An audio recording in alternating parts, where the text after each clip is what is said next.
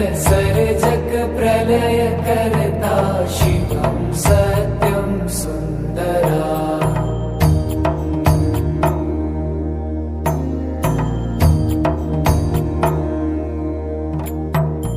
निरंकार स्वरूप कालेश्वर महायोगीश्वरा